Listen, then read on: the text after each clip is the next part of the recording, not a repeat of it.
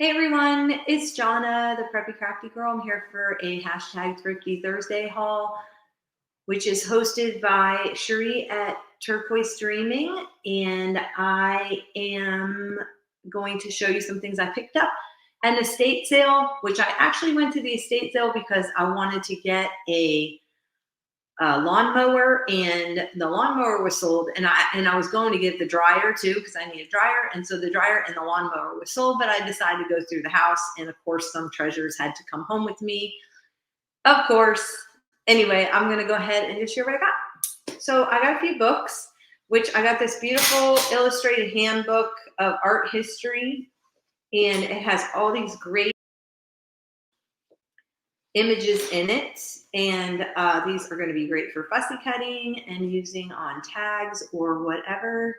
This book is from, let's see what year, I want to say it was 1937. Yep, 1937.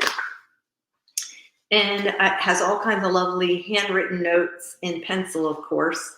So throughout the book, they made little notations. But anyway, I thought this would be a fun book. I don't have anything like this, so I picked that up. I'm being a little more careful about what I pick up when I go now to thrift stores or to estate sales because I'm keeping in mind that my space is limited, and also the fact that how much stuff can you use up. Of course, I do sell stuff in my Etsy shop, which I'll link below.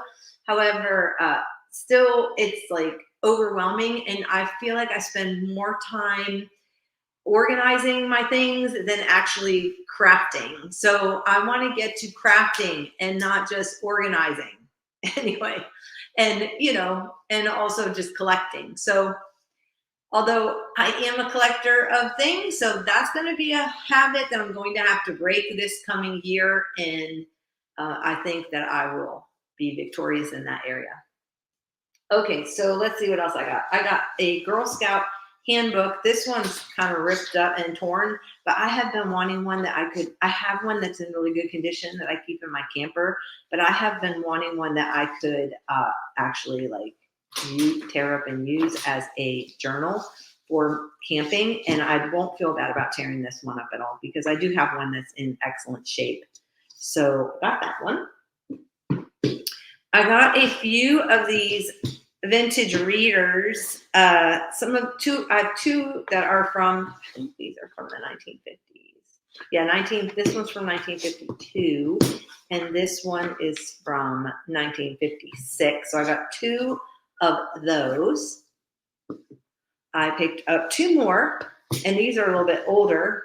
This one's called Along the Way. I love the images in these books. This one's 1947.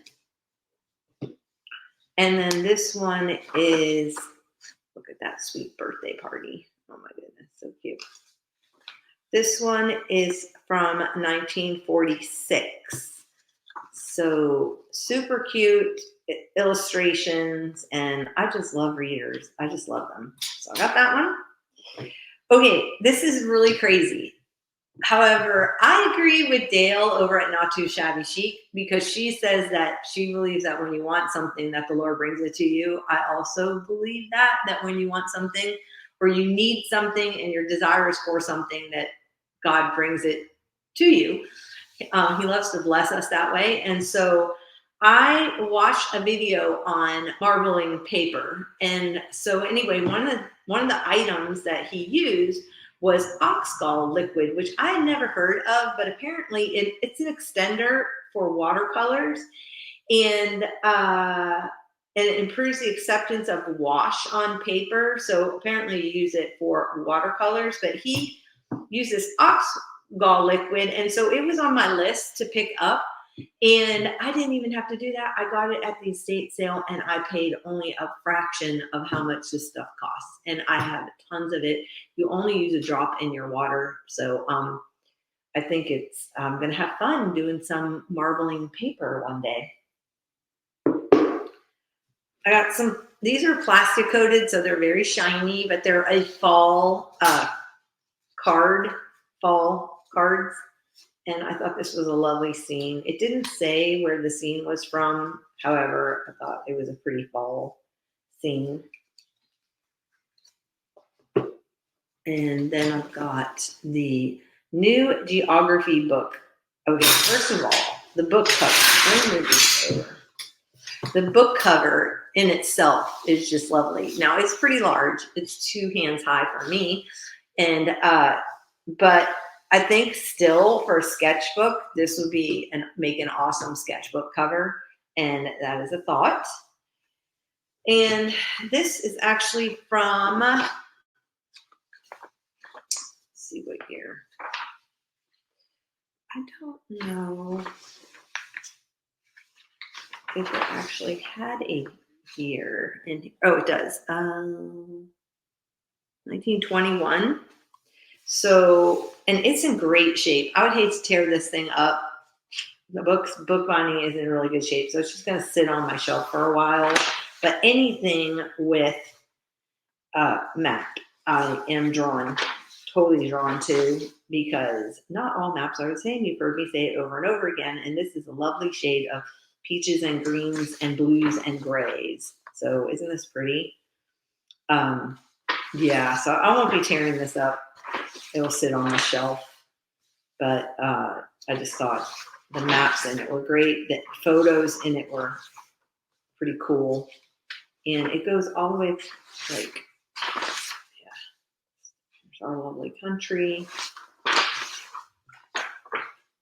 And then it has all of North America. But, you know, this person wrote all in it. So apparently maybe they used this in school and they were totally bored. There's Australia. I do miss Australia. And then apparently Alma Faye Bennett did a little drawing of herself. Which I thought was super cute. So, but it has lots of, and it had, apparently this was used during ink, pen and ink, because that's some pen and ink on there. Anyway, but I thought this was a lovely, lovely book. Let's see, leading states in production of mineral fuels. Wow, Oklahoma for oil produced $366 million in 1921, or whenever this figure was taken. It says during a recent 3-year period. Isn't that interesting? Texas at 269 and California at 259. I didn't even know California was a producer of oil. Pennsylvania has the highest of 712 million, and this was in the 1920s. Interesting. Let's see. New York. Let me look at the states that, wow, look at all the states that produce oil. I had absolutely no idea. Illinois, Kentucky. Did you guys know that all these states were produced oil? I had no idea. I knew Texas was one, and I thought Oklahoma was one, and I knew Ohio because of the, recent, and Pennsylvania with the recent things that have happened in the last couple of years. But I had no idea that all these other states were producers of oil. No idea. So I found that this is really interesting. Anyway, so that's that book. I picked this tea towel up. Okay, it had a hole in it, but I loved the colors. Oh my goodness, I love the colors, and the images were super sweet. And I'm doing that home journal. I'm also doing the kitchen journal. And so I thought this will be perfect. And what I ended up doing was I made printables. So if you go to my Ko-fi website, which I will link below, you can purchase. I've got some for free in there. I'm just started, so I'm putting up some free things in there, but I'm going to also do a series of different printables that you can download for just a nominal fee. And anyway, I'm going to do a whole kitchen. I have a whole kitchen series, so look out for those. But this will be one of the printables I'm going to offer. I did get some trims. So I found Rick Rack, a couple of things at Rick Rack, orange Rick Rack, which I found is interesting. I don't have any orange. And then I got some of this, it's called Snowflake. It's called Snowflake trim. I guess you're supposed to make snowflake from it. I have no idea. Instructions are where? Instructions are on the back. So I guess I'll find out. Okay, I got a bunch of these. I paid for this one because it is a donut, $3. But the rest were only $1. Got these little tiny ones. Aren't they cute? I thought they'd be cute to hang on a journal. And I got some Christmas ones because I have Christmas banners that I make using the Christmas cookie cutters. And I got some copper ones, so I thought that would be kind of different. And then I got some of these other metal ones. So I did pick those up. I did also pick up this cross stitch, which I thought would be really pretty in a fall journal. And I'm also doing like a nature journal, but I love the brown Crocs that they're in. I thought that was super cute. I picked up for my 10 journal, this 10 series, journals in a 10 series that I'm working on for my shop. I picked up this lovely one. It is a cherry pie. How cute is that? It has cherries on the side. Super cute. And this will be going, that series is going to be up and coming. I need to get to work. I've got so much stuff, and I have a backlog of videos that I need to edit and get up on this site. Oh, it's always something, right? Okay, I picked up this book because, first of all, it's just lovely, but it's Danish. And I don't know if you knew that I was in a Danish ministry for years. And I went to Denmark to visit my sister when I was 14. And then I went back 20 or maybe 30 years later after I became a Christian and joined a Danish ministry. And so anyway, this is from the 1870s. And I love the font, and the paper is that rag paper. So it's going to be fun using that. Anyway, thought that was kind of cool. I would love to use that in my artwork because it's kind of sentimental. I got this Watkins household hints, which I've never even heard of. And this ephemera was in it. So I thought this was super cute. Take one. Betty Crocker stir and roll tuna pie. Sounds disgusting, but okay. But isn't this the cutest? How they put it? Why don't they do this anymore? This is such cute packaging. Like you can take one. Anyway, so stir and roll pastry, carrots, peas, chicken of the sea or white star tuna, Wesson oil, chopped onion, flour, pepper, liquid, or what? Plus milk. 2.5 cups of liquid. Liquid what? Oh, vegetable liquid plus milk. Anyway, and then it has the stir and roll pastry, cups of flour, Wesson oil, and whole milk. Interesting. I've never made pastry using Wesson oil. So anyway, I thought that was a nice little freebie to find in here. But this is a really cool book. And because I'm doing the household journals and also the cooking journals, I thought this would be really neat just to add something different. Yeah, after I read it, of course. Clothespin bag to make. Cod liver oil stains to remove. That's disgusting. Coffee stains. Pour boiling water through the stain. Most stains can be removed by ordinary laundering. If the stain remains, rub with glycerin. See, I find this is going to be really interesting to read. Clothes to whiten. Add a little benzene to the clothes when boiling. Rinse clothes thoroughly to remove all soap. I don't know what benzene is. Some of this stuff, I wonder if it's even still around. Old coffee and tea stains may be removed with potassium permanganate and oxalic acid. See stains for directions. Anyway. Woolen blankets. I need this. I got 2 wool blankets. And one for my camper, and then one just to have on hand in case we have a ice storm. Woolen blankets shrink in proportion to the amount of tossing about they have when wet. Use light, quick action and very heavy suds made by doubling or tripling the usual amount of soap. This extra soap increases the cleansing power, and little action is needed to clean the material. Wash blankets on a warm day, not too early in the spring. Okay. So anyway, and then there's a whole thing on woolens to wash. I need this because I was just looking at them. I'm like, do I take them to a dry cleaner? I had no idea. Anyway, I thought this was going to be pretty interesting. And so I picked that up. Okay, let's go to, I found this bin, little shoebox bin, and I just kept everything in it because I thought, okay, this is a good way to store it. Of labels, all kinds of labels and page flags and index tabs and tags. And I thought these were kind of cool. These Avery arrows. Look at these things. They're like arrow stickers.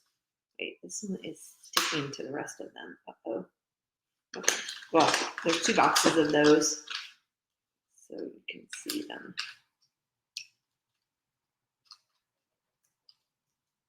I don't have any fingernails, so it's really hard. But see, aren't they cute little arrow stickers? Look, it pops out. So I thought, oh, these will be fun.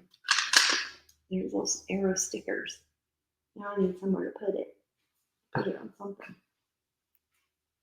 Okay, so let me see. And then there are reinforcements, and then all kinds of gold labels. Those will be fun to use, especially for Christmas. Look at the holiday sticker labels that are perforated, not perforated, what do you call that? Scalloped. And then parcel post. So just fun, vintage, all kinds of labels. You know me, I love office supplies. Look at the stars. I'm super excited about those. And then, of course, like these are just colored ones. And then there's more mailing labels. We're doing that postal journal. These are kind of cool. I've never seen them colored. I've seen them recently where they're coming out with them, but I haven't seen vintage ones. And then just bits and pieces. So here's tabs. What's this thing? These are photo mount corners, but they have it all already organized like this. So I'm just going to keep their organization. Oh yeah, there were some of these little metal rims tags, and then some stickers, and some more of these Denizen index tabs. And these are Denizen Office Buddies index tabs. I doubt they stick anymore. But anyway, so I thought that was a cool find. Oops, put these in here. And I will be using these because I'm thinking, like, when I show this stuff and I come across something that or if I'm just reading through here and I come across something that I want to save, I can just use that tab, and that's something that I want to save. And so these will be awesome to use for that. And my last 2 things that I wanted to tell you about was I picked up 2 packages of Office Depot copy and print paper. It's 20 pound, 500 sheets. I got 2 of these. They were only $3 a pack, and I have been pricing out printer paper, and it's actually gotten crazy because you used to be able to pick it up like dirt cheap.